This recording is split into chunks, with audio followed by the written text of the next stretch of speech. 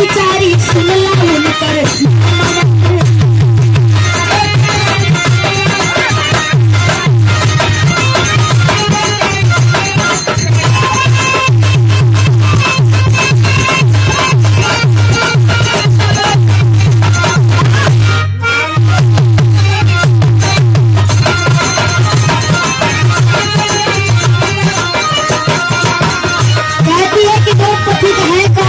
पहला सूरज दूसरा चांद हरदम तलत है सिरी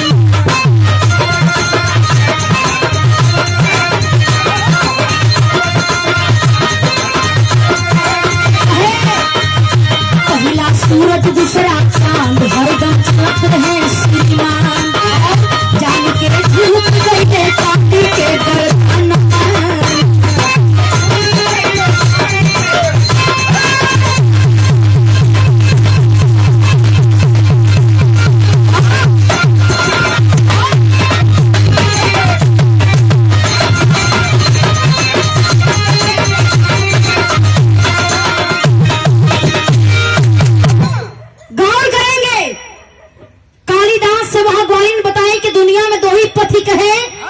सूरज और दूसरा चांद जो कभी रुकते नहीं हैं, हमेशा चलते रहते हैं।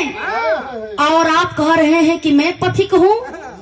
अरे तुम्हारी क्या औकात है, हमें पता है इंसान की औकात क्या होती है। चल के पियास गई ले।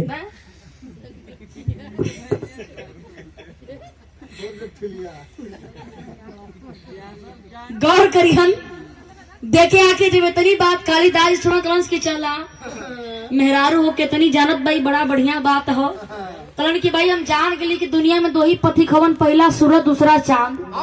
ठीक बा लेकिन एक काम करा कि हमके बहुत तेज का प्यास लगल बा, प्यास के बिना लगत बा हमार प्राण निकल जाई, जितना जल्दी हो सके हमरा के पानी पिला दा।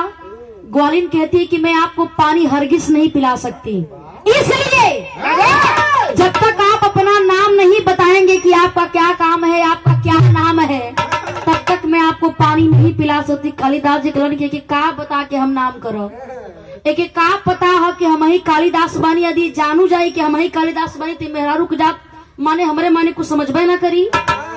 बियाह करिए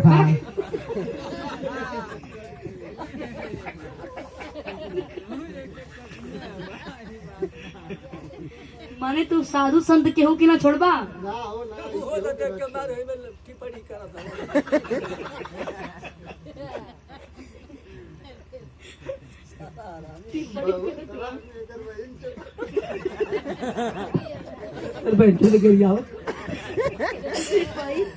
देखा बहनों का रिश्ता बहुत पवित्र हो, इन्हन दोनों लोग का रिश्ता ऐसा हो कि का बतावल जाए।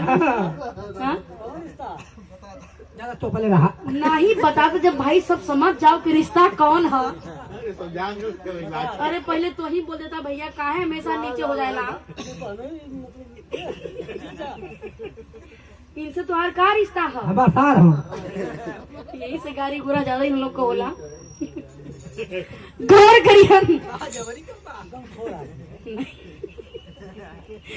गौर करेंगे बाबू। देखे कालिदास जी सुलन कलन की मेहरारू के जाते के ज्ञान कितना हो, इतने जरूरत बहुए बहुत ज्यादा हो गई। कलन की सुनो, हमारा नाम जानकर क्या करोगे, हमें पानी पिला दो।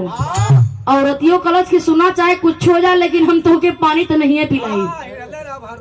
देखा है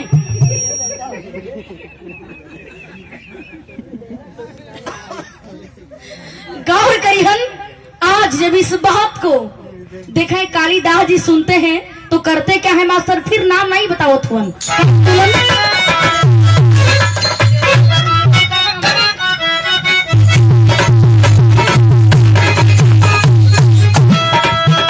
ये गीत की लाइन जो लेकर पहले आप लोग सुनिए ना।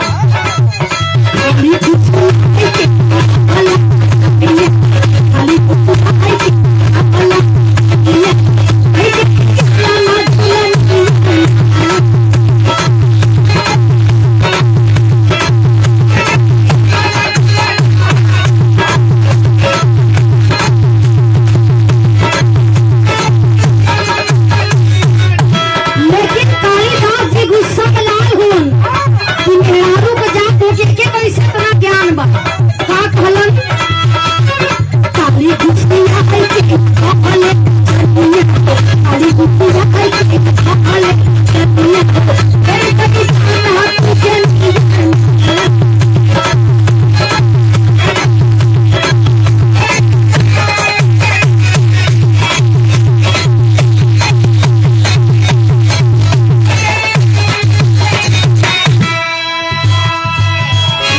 जी नाम नहीं बतौलन, फिर अपने आप के कहत का होवन, इहे कहलन, यही जंगल में तोहार मकान गोरिया, तब समझा हमें मेहमान गोरिया।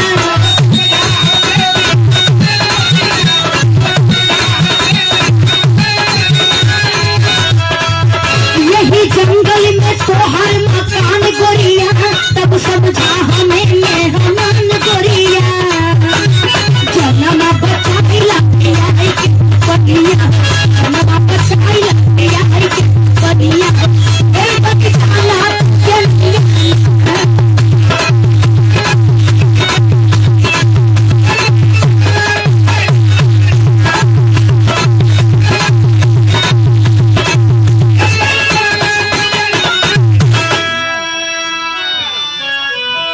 गौर करेंगे। कालिदास जी कलन किसी जंगल में तुम्हारा मकान, इसी जंगल में रहने वाली हो ना।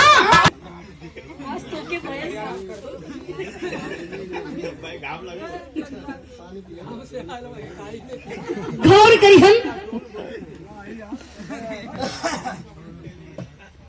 गौर करिहन बाबू। देखे आखिर में कहने लगी कि आप अपने आप को मेहमान बता रहे हो ना, आप अपने आप को मेहमान बता रहे हो कि आप मेहमान हो। पता है आपको कि दुनिया में केवल 2 ही मेहमान हैं और उन दोनों मेहमान को मैं जानती हूँ। तुम तीसरा मेहमान कौन हो? अब तक कालिदास जी फिर फंसे चालू गलन किए भाई। अब वही तो हम देखत बानी, पहल की बात जो कलश तो ठीके हो, लेकिन लगत बा कि फिर हमरा के फंसावे के चक्कर में पड़ल बा। लगत है इतना आसानी से हमरा के पानी नहीं पिलाई। कलन की सुना, देश भर के पचरा मत गावा, साफ साफ हमके प्यास लगल बा, हमके पानी पिला दा। हम जानत बनी तू बहुत बढ़िया ज्ञानी बड़ू। इस बात को जब वो ग्वालिन सुनती है, डांट करके कहने लगी, दिखने में आप भी कोई ज्ञानी ही लग रहे हो, लेकिन आपको अंदाजा नहीं है कि आप अपने आप को मेहमान कह रहे हो। दुनिया में तो केवल 2 ही मेहमान हैं और आप तीसरा मेहमान कौन है?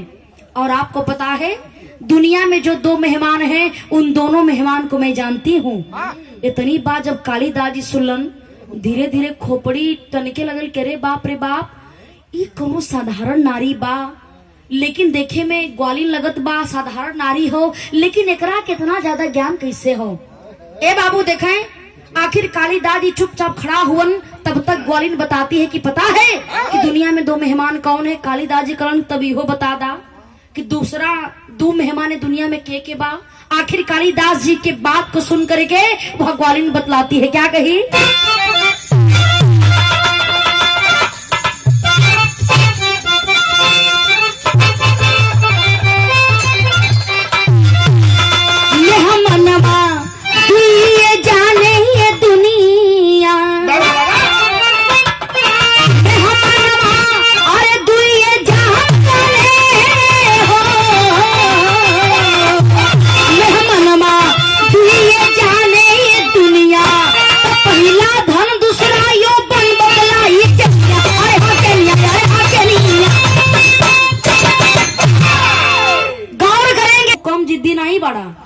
तो बहुत बढ़िया रही लगत बड़ा, लेकिन जब तक हमरा के अपन नाम न बतेबा तब तक हम तोरा के पानी न पिलाई।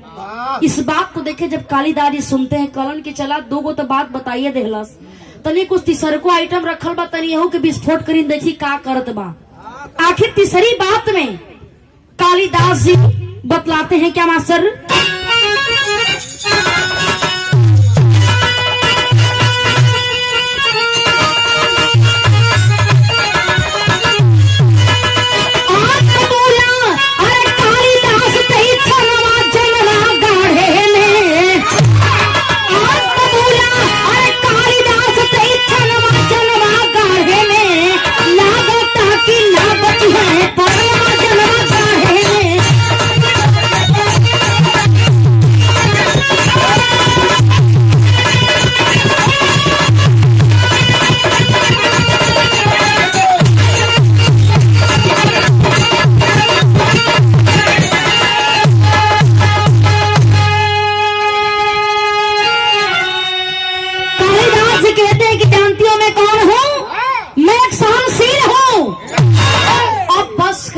इसके आगे एक भी शब्द मत हमसे पूछना, हमें जल्दी पानी पिला दो, प्यास बहुत जबरदस्त लगी है। जब इस बात को ग्वालिन सुनती है कि अपने आप को बता रहे हैं कि मैं सहनशील हूँ, डांट करके बोले, आप अपने आप को सहनशील बता रहे हैं, आपके अंदर कितनी बड़ी सहनशीलता है मैं साफ साफ देख रही हूँ। एक प्यास को सहन नहीं कर सकते और आप कह रहे हैं कि मैं सहनशील हूँ। अरे दुनिया में तो केवल दो ही सहनशील हैं और मैं दोनों सहनशील को जानती हूँ। वो खुलल का खुलर रह गई, टुकुर टुकुर ताकत हुन और सवाल करने की जितना जल्दी हो सके हमके बतलावा कि दुनिया में दो सहनशील हो के। आखिर वह ग्वालिन बतलाती है क्या मास्टर, आधा के लाइन में।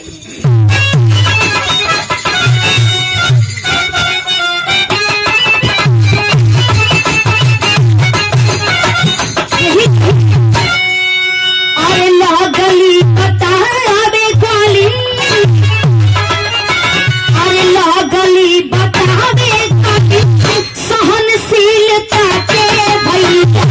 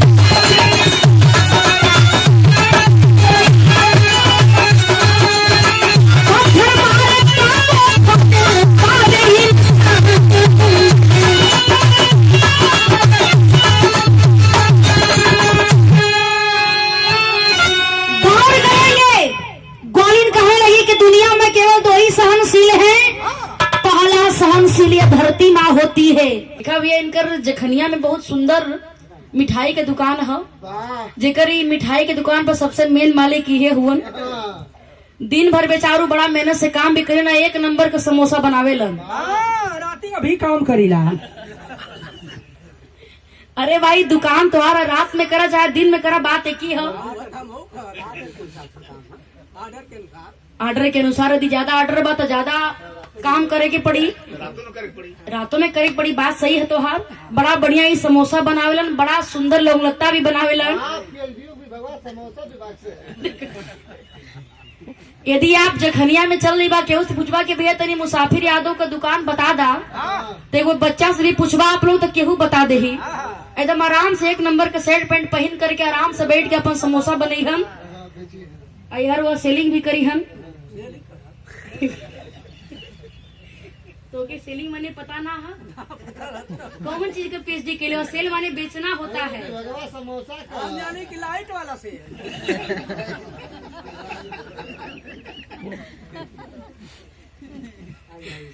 गौर करी हम समझाती है ग्वालिन की पहला सहनशील धरती माँ होती है, जो पाप करने वाले और पुण्य करने वाले दोनों को झेलने का काम करती है। दूसरा सहनशील यह पेड़ होता है, फल लगा है, कितना हो पत्थर मारोगे आपको फल देने का काम करेगा और छाया भी देने का काम करेगा। लास्ट में सूख गया, किसी काम का नहीं रहा, फिर भी आपको लकड़ी देने का काम करेगा। बाबू क्या आप इससे भी सहनशील हैं? इतनी बतिया देखें जब कालिदास जी सुलन हक्का बक्का हो गए कि लगत बा कि ई ग्वालिन कोनो साधारण नारी नहीं हो सकेले। फिर देखे कालिदास जी घमंड में इतना चूर हुवन कि उनके ही समझ में ना आवत बा कि आखिर हमरे आगे कौन शक्ति बा। अपने आप घमंड में चूर होकर के कुछ समझ सोचत नहीं हुवन। कलन के एगो मेहरारू होके तनी मनी बात का जान गईलू, हमरे कपारे पे चढ़ गईलू। अभी तो के पता ना हो कि हम के बानी, हमसे बड़ी यार ज्ञानी तू ना हो सकेलू। आज जानी होके कि हार मान रहे हम ही बीस हो जाई।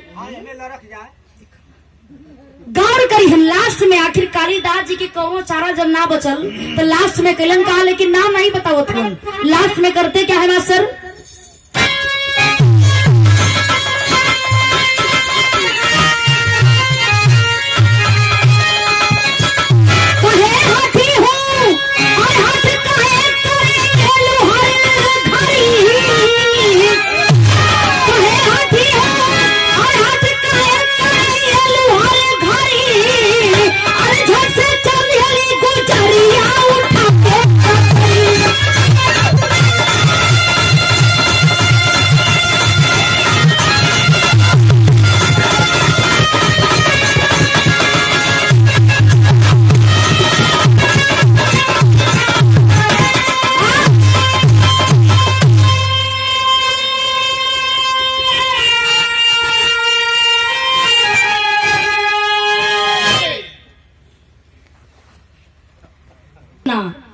इतनी बतिया देखें, जब वो ग्वालिन सुनते कहती कि भी आपको शर्म नहीं आ रही है, आपको शर्म नहीं आ रही है।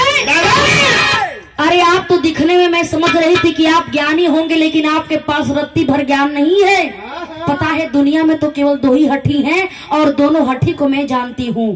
जानते हैं? पहला हठी यह नाखून होता है।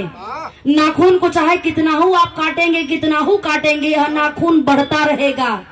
और दूसरा हठी यह बाल होता है। बाल के कितनों कचवा देबा, कितनों छिलवा देबा, लेकिन जामत रही, बढ़त रही। यहाँ तक कि लोग बतावलन कि मर गिला के बाद भी नाखून और बाल का प्रक्रिया चालू रहेला, बढ़ते रहेला। तो क्या आप इससे भी बड़े हठी हैं? इतनी बतिया देखे जब कालिदास जी सुनते हैं, समझ गए कि कोई साधारण नारी नहीं हो सकती।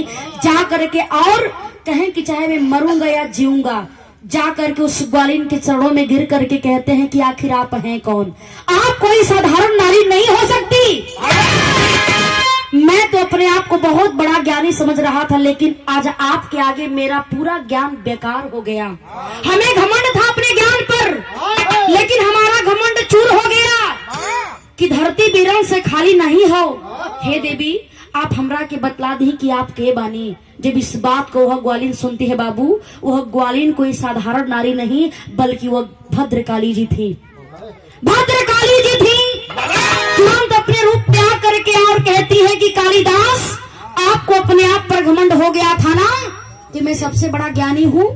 आपके इसी घमंड को चूर करने के लिए मैं ग्वालिन का भेष धारण करके और आपके ज्ञान को भंग करने का काम कर रही थी। मैं ही भद्रकाली हूँ, और आपके ज्ञान को और आपके घमंड को चूर करने के लिए धरती पर हमें आना पड़ा। जब आप जैसे ज्ञानी को घमंड हो जाएगा, आप जैसे ज्ञानी को जब घमंड हो जाएगा, तो आखिर सृष्टि का कार्य कैसे चलेगा? आखिर इस धरती पर लोग अपने आप पर कितना घमंड करेंगे? ए बाबू, इतनी बतिया देखे जब कालिदास जी सुलन, हाथ जोड़ के कलन की माता जी हमसे बहुत बड़ी यार भूल हो गई, और आज के बाद हम दोबारा कबो घमंड नहीं करब। देखें कालिदास का घमंड वहीं से चूर हुआ, बिरहा खत्म भइल। यही से कहल जाला इंसान को कभी भी अपने आप पर घमंड नहीं करना चाहिए। जीवन मिला है जीने के लिए, जब तक आप हैं तब तक जिए, और हर कार्य को करते हुए मात्र 2 मिनट का समय निकाल करके यदि आप उस पिता परमेश्वर को याद कर लेंगे, जीवन की नैया बहुत से पार हो जाएगी। क्या ना तो आप कुछ लेकर के दुनिया में पैदा हुए हैं, ना तो कुछ लेकर के जाएंगे। कर्म आप बिहारी श्यामा भैश्वरी के